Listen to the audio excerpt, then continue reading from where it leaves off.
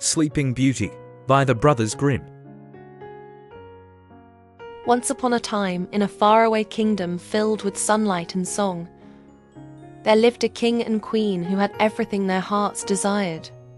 Riches, fine clothes, a golden carriage, everything, except a child. Though their castle was full of beauty and laughter, their hearts were heavy with longing. Every evening, the queen would walk by the river that flowed behind the garden, whispering her wish for a child into the soft breeze. One day, as she walked by the water's edge, she saw a tiny fish gasping for life on the bank. Its silver scales shimmered weakly in the sunlight. The queen felt pity and gently lifted the fish, placing it back into the river. Before swimming away, the little fish lifted its head from the water and spoke in a clear, soft voice. "Your kindness will not be forgotten. Soon you shall have a daughter." The queen's heart leapt with joy, and true to the fish's promise, not many months later she gave birth to a baby girl, so beautiful that even the stars seemed to shine brighter that night. The king was overcome with happiness and declared a grand feast. "All shall come," he said, "to see our little princess." He invited nobles, kinsmen, and friends from across the land. And at the queen's request, he also invited the fairies, that they might bless the child with their gifts. There were 13 fairies in the kingdom, but the palace had only 12 golden plates.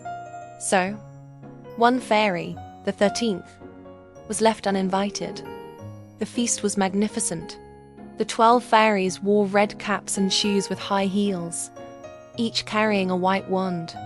When the feast ended, they gathered in a circle around the cradle, offering their blessings: beauty, grace, wisdom, kindness, and joy, all the gifts that make a heart shine.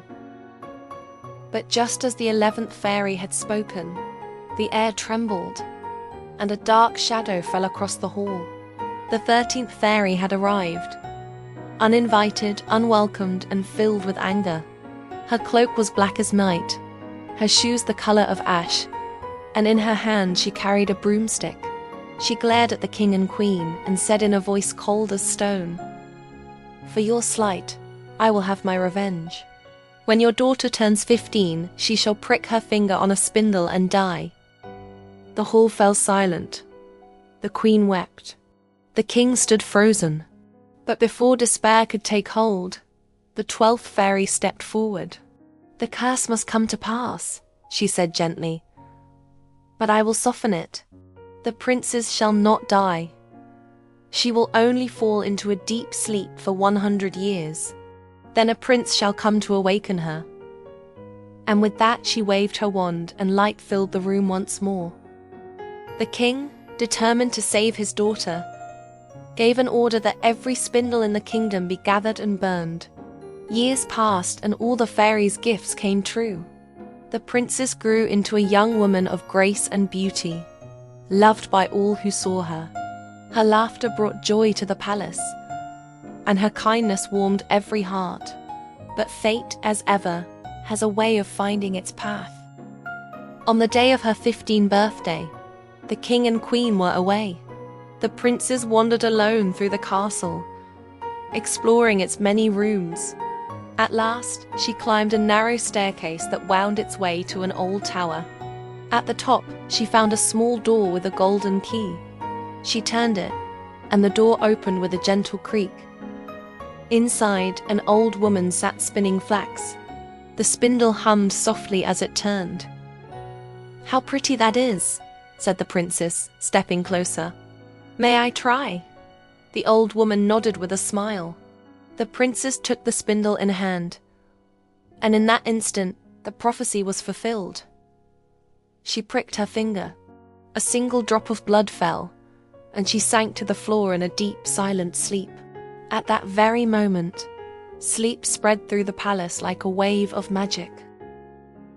The king and queen, returning home, fell asleep as they entered their hall. The guards dropped where they stood. Horses slept in their stalls and dogs in the courtyard. Even the pigeons on the rooftops tucked their heads beneath their wings. The fire on the hearth went out. The cook froze mid-motion, her hand raised to strike a boy. The butler stopped with his jug of ale halfway to his lips. The castle, and all within it, slept. Soon, a thick hedge of thorns grew around the palace. Year after year, it rose higher and denser, until the castle was hidden from the world. Yet stories spread. Tales of a sleeping princess named Briar Rose, whose beauty was beyond imagining. Many princes came, hoping to awaken her, but the thorns clung to them like hands, and none ever returned. After 100 years, a young prince arrived in that land. He met an old man who told him the legend of Briar Rose and warned him not to go. "Many have tried," said the old man. "None have come back." But the prince's heart was brave, and his soul filled with hope. "I will go," he said. "If she sleeps, she shall wake." And so he rode to the hedge of thorns. But on that very day, the 100 years ended. The thorns turned into blossoms of soft light. The prince passed through easily, and the flowers closed again behind him. He entered the silent palace, where everything stood still. The dogs asleep, the pigeons resting, the kitchen frozen in time. At last he came to the tower. There, by the window, lay Briar Rose, sleeping, peaceful, radiant as dawn. He gazed upon her and felt his heart fill with wonder. Gently he knelt beside her and kissed her hand. And in that moment, her eyes fluttered open. She smiled, soft and calm, as though she had merely been dreaming. Together, they descended the stairs. As they did, the entire palace awoke. The king and queen, the servants, even the fire. The world breathed again. The bells rang. The court rejoiced, and soon a wedding was held more splendid than any before. The prince and Briar Rose were married, and they lived together in peace and joy for all their days. And though 100 years had passed, love had waited patiently, sleeping softly, until it was time to wake. The end. You have listened to the story of Sleeping Beauty by the Brothers Grimm. If you want more stories like this, leave a follow or subscribe.